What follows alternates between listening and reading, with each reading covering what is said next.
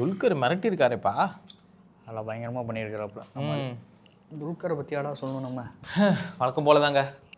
படத்தை பார்த்துட்டு வந்துட்டான். நான் படம் பார்த்துட்டேன். இவன் வந்து இப்போ ட்ரைலர் பார்த்துருக்கேன் நான். படம் எப்படி இருக்குன்னு கேட்போம். ஆமாம், ஓகே சொல்லுப்பா, படம் எப்படி இருந்துச்சு? படம் எப்படி இருந்தது அப்படின்னா, ரொம்ப நல்ல ஒரு இன்டென்ஸான ஒரு பீரியாடிக் ட்ராமா பார்த்துட்டு வந்த ஃபீல் இருக்குது. ஓகே, இப்போ நம்ம வந்து இன்டெப்த்தாக போகலாம்.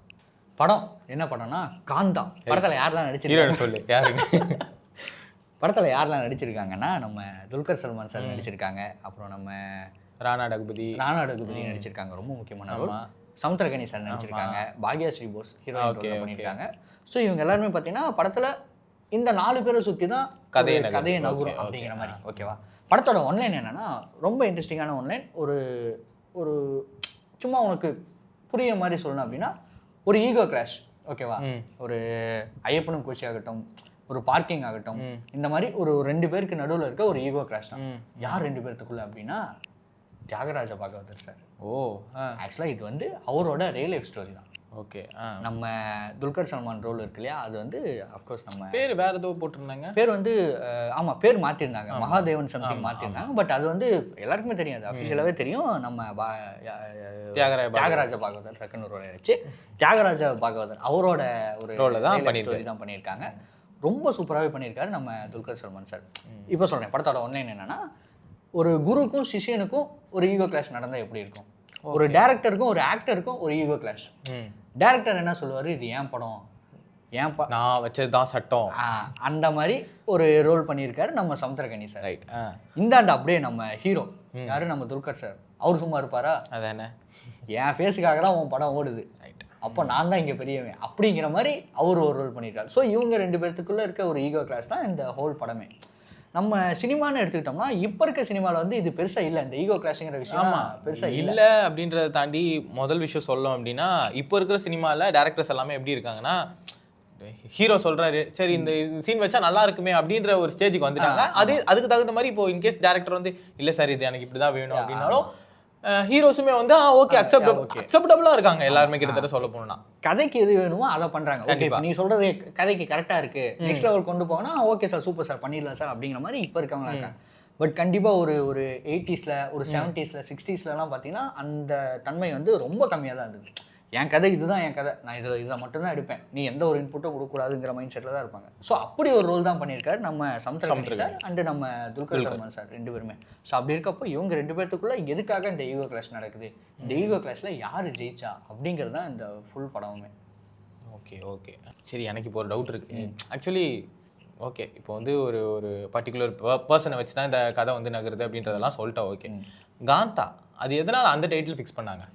காந்தா ஆக்சுவலாக பார்த்தீங்கன்னா படத்தோட ஸ்டார்டிங்கில் என்ன நடக்கும்னா, நம்ம சமுத்திரகனி சார் வந்து ஒரு ஸ்கிரிப்ட் ஒன்று எழுதியிருப்பார்.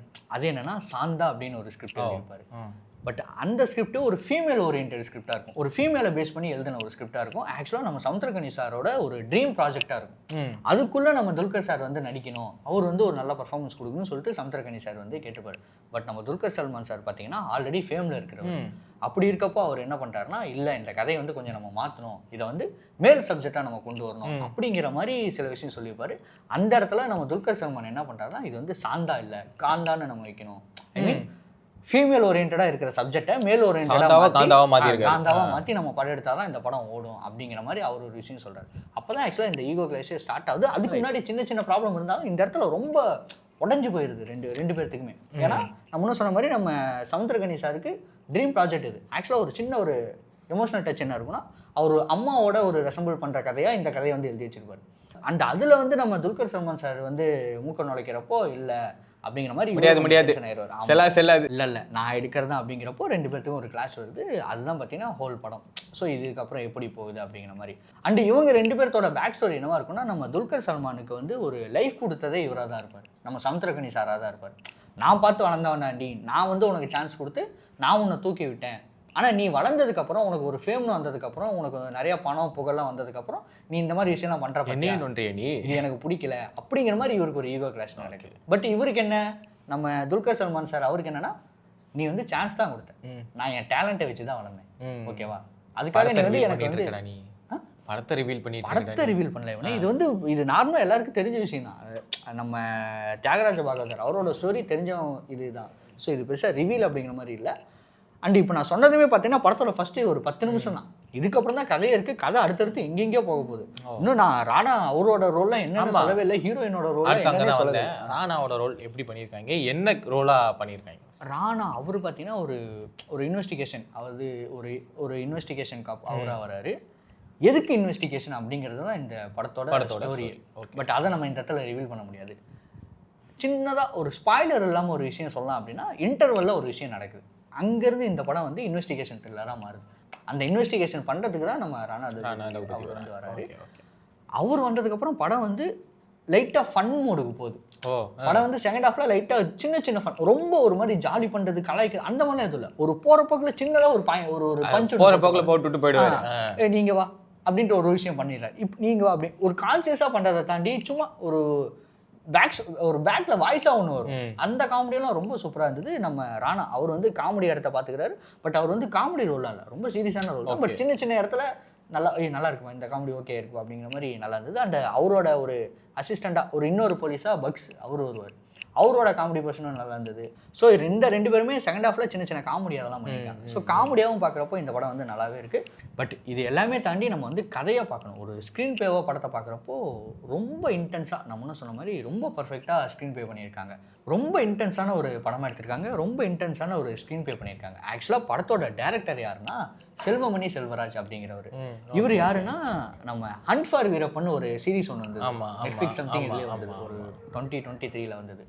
படம் பார்த்தீங்கன்னா ரொம்ப சூப்பர். நீ அந்த படம் பார்த்துருக்கியா? ஆக்சுவலாக சீரிஸ் பார்த்துருக்கியா? ரொம்ப சூப்பராக இருக்கும். எபிசோடு ஏதோ வந்தது, எனக்கு பிடிச்ச சீரிஸ் வேறு. தெரியாது ரொம்ப ஒரு, அதாவது வீரப்பனோட லைஃப் ஸ்டைலை எப்படி இருந்தான், என்ன ஏது அப்படின்றதெல்லாம் அப்படியே வரிசையாக வச்சிருப்பாரு. ஸோ கனெக்ட் ஆகும், நல்ல அந்த மாதிரி இருக்கும். கனெக்ட் ஆகும் அப்படிங்கிறத தாண்டி அது ஒரு டாக்குமெண்ட்ரி ஃபிலிம். ஆனால் நமக்கு அப்படி தெரியாது. நம்ம வந்து ஒரு படம் பார்த்துட்டு இருக்கோம், ரொம்ப எங்கேஜாக கொண்டு போயிட்டு இருக்காங்க அப்படிங்கிற மாதிரி இருக்கும். இதுவும் பார்த்தீங்கன்னா ஒரு பயோகிராஃபி மாதிரி படம் தான் காந்தா. பட் அந்த பயோகிராஃபி பார்த்துட்டு இருக்கிறோன்னு நமக்கு எங்கேயுமே ஒரு ஃபீல் வரல. அந்தளவுக்கு ஒரு ஸ்க்ரீன் பிளேலையும் சரி, ஒரு மேக்கிங் வைஸாகவும் சரி, நம்ம வந்து ஒரு நல்ல படம் பார்த்துட்டு இருக்கோம்.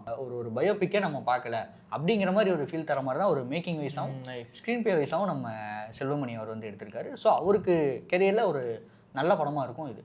அண்ட் அவரை தாண்டி ஆக்டிங் வைஸாக பார்க்குறப்போ நம்ம துல்கர் சல்மான் சார், படத்தோட மெயின் கேரக்டரே அவர் தான். அந்த கதையை எப்படி உணர்ந்து நடித்தா மக்களுக்கு வந்து புரியும் அப்படிங்கிறத நல்லா தெரிஞ்சு அவர் வந்து நடிச்சிருக்காரு. அண்ட் இந்த சைடு பார்த்தீங்கன்னா நம்ம சமுத்திரகனி சார், அவரும் பார்த்தீங்கன்னா ஒரு ஐயா அப்படிங்கிற ரோல் பண்ணியிருக்காரு. ரொம்ப பர்ஃபெக்டாக அந்த ரோலும் வந்து கொண்டு போயிருக்காரு அவர். இவங்க 2 பேர்த்த தாண்டி ஹீரோயின் மேம், நான் முன்னே அவங்க பேர் வந்து எனக்கு வாயில் வரல. ஆக்சுவலாக பாக்யா போஸ் மக்களே, இது மட்டும் நான் பார்த்துக்கிறேன். அவங்க நேம் மட்டும் நான் மறக்கல, முன்ன சொன்னேன், ஏதோ மறந்துட்டேன். பாக்யாஸ்ரீ போஸ், கரெக்டாக தான் நான் சொல்லியிருக்கேன். பாக்யாஸ்ரீ போஸ் அவங்களோட ரோல் வந்து எடுத்துக்கணும். ஆக்சுவலாக இவங்க 2 பேர்த்துக்கு நடுவில் மாட்டிட்டு முழிக்கிற மாதிரியான ஒரு ரோல், ஹீரோயின் ரோல் அவங்களுக்கு. அவங்க ரோல் பார்த்தீங்கன்னா ரொம்ப சூப்பராக இருக்குது. அண்டு ஒரு படம் பார்த்தீங்கன்னா ஒரு பாயிண்ட்டுக்கு மேலே அவங்கள வச்சு தான் நகரும். அப்படி இருக்கப்போ அவங்க எந்த மாதிரி உணர்ந்து நடிக்கணும். ஸோ அப்படி ஒரு நடிப்பை வந்து அவங்க கண்டிப்பாக டெலிவர் பண்ணியிருக்காங்க. நான் 100% சொல்கிறேன். நெக்ஸ்ட்டு ஒரு சவுத் இந்தியாலேயோ நார்த் இந்தியாலேயோ ஒரு நல்ல ஒரு ஹீரோயினாக அவங்க வந்து வருவாங்க. நீங்கள் லிட்டரலாக பார்த்தீங்கன்னா சீதாராமம் படம் பார்த்தியா? சீதாராமனுக்கு அப்புறம் மிருனால் தாக்கூர் அவங்க வந்து ஒரு ரவுண்டு வந்தாங்க. எல்லாருக்கும் ஒரு ஒரு ஒரு க்ரஷ் மெட்டீரியலாக இருந்தாங்க. நிச்சயமாக சொல்கிறேன், இவங்க அந்த மாதிரி ஒரு விஷயம் பண்ணுவாங்க கண்டிப்பாக. ஒரு எல்லாரும் மனசுலையும் போய் உட்காந்துக்கிட்டு கனவுல வந்து டிஸ்டர்ப் பண்ணிட்டு அந்த மாதிரியான ஒரு ரோலாக இருக்கும் கண்டிப்பாக. ரொம்ப பர்ஃபெக்டாக பண்ணியிருக்காங்க. அண்ட் அவங்கள தாண்டி பார்த்தீங்கன்னா சின்ன ரோல் அங்கங்கே நிறைய பேர் பண்ணியிருக்காங்க. நம்ம வையாபுதி சார் அவர் ஒரு சின்ன ரோல் பண்ணியிருக்காங்க. அண்ட் நிறைய பேர் பண்ணியிருக்காங்க. எல்லாருமே கதைக்கு என்ன தேவையோ அதை ரொம்ப பர்ஃபெக்டாக பண்ணியிருக்காங்க இந்த படத்தில். ஸோ கதை வைஸாக பார்க்குறப்போ ரொம்ப ஸ்ட்ராங்கான ஒரு கதை. ஃபர்ஸ்ட் ஹாஃப் ஃபுல்லாக பார்த்தீங்கன்னா ஒரு 2 பேர்த்துக்கு நடுவில் இருக்க ஒரு ஈகோ கிளாஷ். செகண்ட் ஹாஃப் அப்படியே பார்த்தீங்கன்னா ஒரு இன்வெஸ்டிகேஷன் த்ரில்லர். கிளைமேக்ஸ் போக ஒரு எமோஷன் அப்படிங்கிற விஷயத்த ரொம்ப கோராக வச்சு படம் வந்து முடிச்சிருக்காங்க. ஸோ அந்த வகையில் பார்க்குறப்போ இது வந்து கண்டிப்பாக மக்கள் எல்லோரும் தியேட்டரில் போய் என்ஜாய் பண்ண வேண்டிய படமாக இருக்குது நம்ம காந்தா. அண்ட் மியூசிக் பார்த்தீங்கன்னா நம்ம ஜேக்ஸ் பிஜாய் ஃபர்ஸ்ட் ஹாஃபில் நிறைய ஒரு ஈகோ கிளாஷ் நடக்கிற சீன் வரப்போ அதுக்கு ரொம்ப பர்ஃபெக்டான விஜயம்லாம் போட்டுக்கிட்டு இருக்காரு. அண்ட் நடுவில் நிறைய லவ் சீன்லாம் பார்க்குறப்போ ரொம்ப அழகானதாக இருக்குது. இப்போ இருக்க லவ் சீன்லாம் நமக்கு தெரியும். இப்போ ஒரு 2025ல் எந்த மாதிரியான லவ் சீன்லாம் எடுப்பாங்கிறது நமக்கு தெரியும். அந்த காலத்தில் எப்படி அந்த லவ் சீனை எடுத்தாங்க அப்படின்றது ஒன்று இருக்குல்ல. லைக் இப்போ வந்து லவ் சீனை எப்படி எடுப்பாங்கன்றது நம்மளுக்கு தெரிஞ்சாலும் தேட்டரில் பார்க்கும்போது இது எப்படி இருந்தாலும் இந்த மாதிரி தான் இருக்கும் அப்படின்ற ஒரு ஸ்டேஜுக்கு வந்துருவோம். லைக் அப்போ வந்து தேட்டரில் இந்த சீனை பார்க்க போகிறோம், ஆனால் தேட்டருக்கு முன்னாடி அது எப்படி நடந்துச்சு அப்படின்ற ஒரு விஷயத்தையும் காட்டியிருப்பாங்க. மேக்கிங் வைஸாகவும் பார்க்குறப்போ அந்த ஒரு இந்த லவ் சீன்லாம் இப்படி தான் எடுப்பாங்க, இந்த லவ் சீனுக்கு முன்னாடி ஹீரோ ஹீரோயின் என்ன பேசிப்பாங்க, ஏன்னா ஒரு கொஞ்சம் க்ளோஸாக நடிக்க வேண்டிய வரப்போ அவங்க 2 பேத்துக்குள்ள கான்வர்சேஷன் என்ன மாதிரி இருக்கும் அப்படிங்கிற விஷயம்லாம் கொஞ்சம் டீட்டெயிலிங்காக காட்டியிருக்கப்போ இது வந்து நல்லாவே இருந்தது. நம்ம திரும்ப பேக் டு மியூசிக்கு வருவோம். அண்ட் அதே மாதிரி பார்த்தீங்கன்னா செகண்ட் ஹாஃபில் இன்வெஸ்டிகேஷன் த்ரில்லர். ஸோ அதுக்கு எந்த மாதிரியான பிஜிஎம் போடணும் அப்படிங்கிறப்போ நல்ல இன்டென்ஸான பிஜிஎம் போட்டால் தான் மக்களுக்கு கனெக்ட் ஆகும். அப்படி இருக்கப்போ ஜேக்ஸ் விஜய் அந்த இடத்துலையும் ரொம்ப சூப்பராக ஸ்கோர் பண்ணியிருக்காரு. அண்ட் கிளைமேக்ஸில் பார்த்தீங்கன்னா ஒரு எமோஷனான விஷயம் நடக்கிறப்போ அங்கேயும் பார்த்தீங்கன்னா ரொம்ப பர்ஃபெக்டாக கொஞ்சம் ரொம்ப ஒரு என்னப்பா இப்படி நடந்துருச்சுப்பா அப்படிங்கிற மாதிரியான ஒரு பிஜிஎம் போட்டு கொடுத்து, எமோஷனலுக்கு முக்கியமே பிஜிஎம் தானே, அந்த மாதிரி இருக்கப்போ ரொம்ப பர்ஃபெக்டாக போட்டு கொடுத்துருக்காங்க. ஓவராலாகவே பார்த்தீங்கன்னா நீ மியூசிக்கில் வந்து எங்கேயுமே டவுன் ஆக மாட்டேன். வாவ் சூப்பராக மியூசிக் வந்து ஒரு எலவேட் பண்ணி கொடுக்கணும் அப்படின்னு சொல்லுவாங்க இல்லையா, அந்த விஷயத்தை இந்த படத்தில் வந்து ஜேக்ஸ் விஜய் ரொம்ப சூப்பராகவே பண்ணியிருக்காங்க. ஒரு நல்ல சாய்ஸ் அப்படின்னு சொல்லலாம். இந்த படத்துக்கு இவர் தான் தேவை அப்படின்னு ஒவ்வொரு படமும் வந்து சூஸ் பண்ண இல்லையா, இந்த கதைக்கு இவர் தான் வேணும் அப்படிங்கிற மாதிரி. கண்டிப்பாக காந்தா படத்தில் ஹீரோக்கு துல்கர் சல்மான் தான் வேணும், மியூசிக்கு ஜேக்ஸ் விஜய் தான் வேணும், ஹீரோயினுக்கு நம்ம பாக்யஸ்ரீ மேம் தான் வேணும் அப்படிங்கிற மாதிரி அந்த கேரக்டரை சூஸ் பண்ணியிருக்குன்னு நினைக்கிறேன். ஏன்னா அவ்வளோ பர்ஃபெக்டாக எல்லாருமே பண்ணியிருக்காங்க. இந்த படத்தில் நான் இப்போ வரைக்கும் பார்த்தீங்கன்னா நெகட்டிவ் அப்படின்னு பெருசாக எதுவுமே சொல்லலாம். ஏன்னா அந்தளவுக்கு பாசிட்டிவ் வந்து அதிகமாக இருக்குது. நானும் சரி நெகட்டிவ் ஏதாவது சொல்லுவேன், என்னதான் இருக்குன்னு பார்ப்போம் அப்படின்னு பார்த்தா ஒரு நெகட்டிவ் கூட வர மாட்டேங்குது. கண்டிப்பாக நெகட்டிவ் அப்படிங்கிறது ஏதோ ஒரு இடத்துல தெரியுது, பட் அந்த நெகட்டிவை பாயிண்ட் பண்ணுற மாதிரி நமக்கு தேவையில்லைன்னு சொல்கிறேன். ஒரு 50% பாசிட்டிவ் 50% நெகட்டிவ் இருந்துச்சுன்னா நம்ம வந்து நெகட்டிவ் பற்றியும் பேசணும். இங்கே வந்து ஒரு 90% பாசிட்டிவ் இருக்குது, ஒரு 10% தான் நெகட்டிவ் இருக்குது அப்படிங்கிறப்போ அது விடுப்பா, அது ஒன்றும் பிரச்சனை இல்லைப்பா, இது சூப்பராக இருக்குப்பா அப்படிங்கிற மாதிரி நம்ம கடந்து போயிடுவோம் இல்லையா அந்த நெகட்டிவ்ங்கிற விஷயத்த. ஸோ அந்த மாதிரி தான் இந்த படமும். நீ நெகட்டிவ்லாம் பெருசாக பார்க்காம ஒரு நல்ல படம் பார்க்கணும் அப்படிங்கிற மாதிரி ஒரு ஃபீல் இருந்ததுன்னா கண்டிப்பாக இந்த காந்தா படத்துக்கு போகலாம். இப்போ வரைக்கும் நான் பெருசாக எந்த ஸ்பாயிலும் பண்ணல. ஆக்சுவலாக ஸ்பாயிலே நான் எதுவுமே பண்ணல. ஃபர்ஸ்ட் ஹாஃபில் என்ன நடக்கும், செகண்ட் ஹாஃபில் என்ன நடக்கும்னு ஒரு ஸ்டோரி வைஸாக நான் சொல்லியிருக்கேன். என்னென்ன நடக்கும் அப்படிங்கிற மாதிரி நான் எதுவுமே சொல்ல. கண்டிப்பாக இந்த படத்தை வந்து பார்க்கலாம். இப்போ நான் சொன்னதை வச்சு இதுதான் ஸ்டோரியா நம்ம யாரும் ஃபிக்ஸ் பண்ண வேணாம். ஏன்னா இதை தாண்டி படத்தில் நிறைய இருக்குது, ரொம்ப நிறையா இருக்குது. ரொம்ப சின்ன விஷயத்த தான் நான் சொல்லியிருக்கேன், ஒரு 2% தான் நான் சொல்லியிருக்கேன். இதிலே பார்த்தீங்கன்னா எந்த அளவுக்கு இருக்கும் அப்படின்னு உனக்கு புரிஞ்சிருக்கும். ஸோ அப்படி இருக்கப்போ கண்டிப்பாக தியேட்டரில் போயிட்டு நம்ம காந்தா படத்தை என்ஜாய் பண்ணலாம். ஆக்டிங் வைஸாக நான் திரும்பவும் சொல்கிறேன், நம்ம துல்கர் சாருக்கு ரொம்ப ஒரு பர்ஃபெக்டான படம், ஒரு பெஞ்ச்மார்க்கான படமாக இருக்கும், ஒரு பேர் சொல்லும் விதமான படமாக நிச்சயமாக இருக்கும். இதுக்கு முன்னாடி வந்த லக்கி பாஸ்கர், அதுக்கு முன்னாடி வந்த நான் இதில் லோகா படத்துலேயே வந்து துல்கர் வந்து சூப்பராக பண்ணியிருந்தாரு. லக்கி பாஸ்கர்லாம் பிச்சு உதறிடுச்சு. அதுக்கு முன்னாடி சீதாராமம் அதான் ரொம்ப பயங்கரமாக இருக்கும். ஆக்சுவலாக இந்த படம் வந்து லைட்டாக சீதாராமமோட டச் இருக்கும். எப்படின்னா சீதாராமம் நமக்கு ரொம்ப பிடிச்சிருக்கு, கனெக்ட் ஆனது இல்லையா, அந்த ஃபேக்டரில் நான் சொல்கிறேன். சீதாராமம் டச் இருக்குன்னா ரொம்ப ஒரு இதாக இருக்குமோ அப்படிங்கிற மாதிரிலாம் எதுவுமே இல்லை. நான் சீதாராமம்மை வந்து மென்ஷன் பண்ணுறது கனெக்டிங் வைஸாக சொல்கிறேன். அந்த 2 கேரக்டரோட நம்ம ரொம்ப கனெக்ட் ஆகிருப்போம். அந்த அளவுக்கு இந்த படத்தில் வந்து நம்ம காந்தா படத்தில் வந்து பர்ஃபெக்டான ஒரு கனெக்ஷன் நடந்திருக்கு. ஒரு படத்தில் ஒரு ஹீரோ கூடயோ இல்லை ஹீரோயின் கூடயோ இல்லை அதில் வர ஒரு முக்கியமான கேரக்டர் கூடயோ ஆடியன்ஸ் கனெக்ட் ஆகிட்டானா அந்த படம் ஹிட். கரெக்ட். இந்த படத்தில் ஒரு ஃபஸ்ட்டு ஒரு 10 நிமிஷத்துலேயே நீ வந்து துல்கர் சார் கூடயும் யார் கூட நம்ம சமுத்திரக்கனி சார் அவரோடய நீ கனெக்ட் ஆயிடுவார். இவர் பாயிண்ட் ஆஃப் வியூ இது கரெக்டா, இவர் இப்போ ஒன்று சொல்கிறாரு இதுவும் கரெக்டு தானே. படத்தை எங்கேஜாக வச்சுக்கிற முக்கியமான விஷயமே அதுதான் கிட்டத்தட்ட சொல்லணும்னா. அப்படி நீ எங்கேஜ் ஆனியா? நான் பயங்கரமாக என்கேஜ் ஆனால் நான் சொல்கிறேன் ஃபஸ்ட்டு ஒரு 10 நிமிஷத்துல சரி என்ன நடக்க போகுது. அதுவும் முக்கியமாக இப்போ மக்களுக்கு என்ன பிடிச்சிருக்குன்னா இந்த ஈகோ கிளாஷுங்கிற விஷயம் வந்து ரொம்ப ஜாலி ஆகிட்டாங்கப்பா இப்போ அந்த மாதிரி கதையெல்லாம் பார்க்கும்போது. அதுக்கு ஆக்சுவலாக அதுக்கு ரொம்ப முக்கியமான விஷயம் என்னென்னா ஈகோ கிளாஷில் படம் எடுக்கிறப்போ அந்த படம் ஏன் ஹிட் ஆகுதுன்னா அதுதான் உண்மை. யாருக்குமே ஈகோ இல்லைன்ட்டே இல்லை. ஒரு பெரிய ஹீரோ ஒரு ஈகோ பிடிச்ச ஒரு கேரக்டரில் நடிக்கிறான்னா அது எனக்கு அந்த ஈகோ இருக்குது, என்ன ரெப்ரசென்ட் பண்ணுற மாதிரி நீ ஒரு படம் நடிக்கிறப்போ அந்த படம் நல்லா இருக்கா இல்லையா நான் பார்க்குறேங்கிற மாதிரி தான் எல்லா படம். நீ பார்க்கிங் ஆகட்டும், நான் முன்ன ஒரு எக்ஸாம்பிள் சொன்னேன், பார்க்கிங் ஆகட்டும், ஐயப்பனு கோஷி ஆகட்டும், இதெல்லாம் சூப்பர் டூப்பர் ஹிட் ஆனது காரணம் ஒரு யதார்த்தமான லைஃப்பை காட்டி. யதார்த்தத்தை தாண்டி அவங்க 2 பேருக்குள்ள என்னதான் நடந்துகிட்டு இருக்கு அப்படின்றத லைக் சமூகத்தில் இதெல்லாம் வந்து நடந்து தான் இருக்கு இத்தனைக்கும். அதை வந்து ஒரு படமா பார்க்கும்போது நல்லா இருக்கே, இது ரியல் லைஃப்ல நடந்துட்டு இருக்கேப்பா, என் பக்கத்து வீட்டில் நடந்துட்டு இருக்கு, என் வீட்லயே நடந்துட்டு இருக்கு அந்த மாதிரி அப்படிங்கிற மாதிரி அந்த மாதிரி இருக்கிற டைம்ல அது ரொம்ப கனெக்ட் ஆகுது படம்.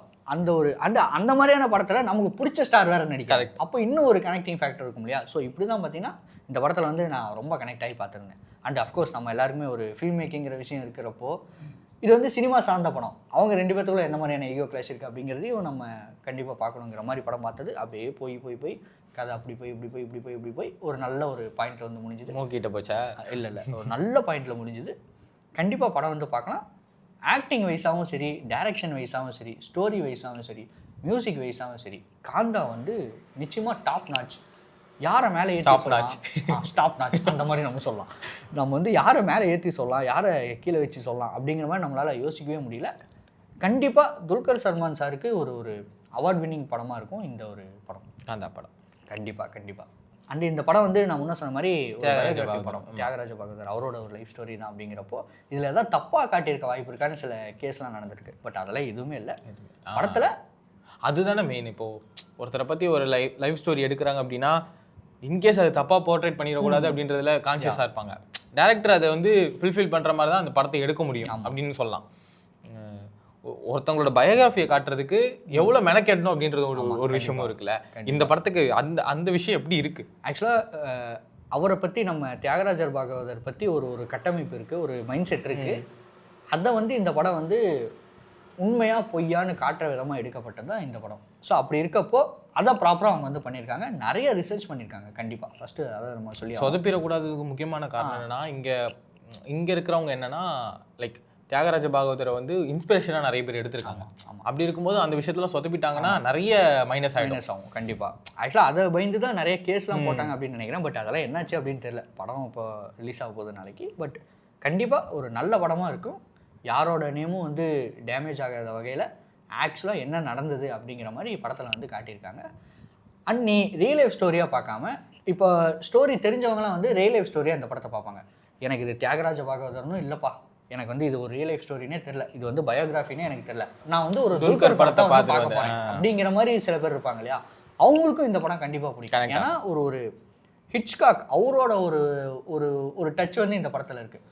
ஸோ சூப்பரான ஒரு மேக்கிங்காகவும் இருக்குது. சூப்பரான ஹிட்ச்காக் இல்லைடா இவனே, ஹிட்ச்காக்னு ஒரு டேரக்டர். ஓகே, பெரிய டேரக்டர். தெளிவாக சொல்லுப்பா, எனக்கு அது ஹிட்ச்காக்.